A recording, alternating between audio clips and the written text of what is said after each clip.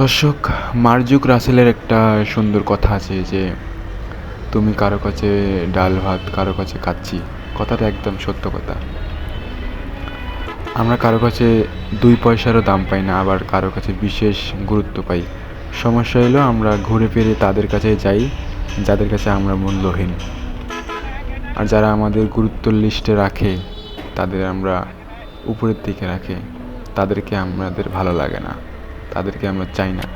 মানুষ হিসাবে আমরা যথেষ্টই বেকল গাধা প্রজাতির।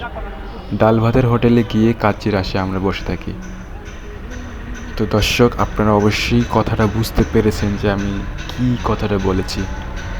তাই বলবো যে, যে আপনাকে ভালোবাসে না, যে আপনাকে গুরুত্ব দেয় না, এনি ওয়ান পারসন, আপনার আত্মীয় স্বজন, যে যাই হোক না কেন, যার কাছে আপনার গুরুত্ব নাই, যার কাছে আপনার ভ্যালু নাই, তার সাথে আপনার থাকার কোনো দরকার নাই। প্রতিটা মানুষ চায় গুরুত্ব পাইতে। যে আপনাকে গুরুত্ব দেয়, প্লিজ আপনি তাকে একটু ভালোবাসুন, তাকে একটু গুরুত্ব দেন। জীবনে যত পরিপক্ক হচ্ছি, ততই মনে হচ্ছে তর্কের চেয়ে নীরবতা শ্রেয়। ক্ষমা সুন্দর, যেখানে সম্মান নেই সেখান থেকে সরে যাই। যে বারবার বলার পরেও বোঝেনি, তাকে আর বোঝাতে চাই না।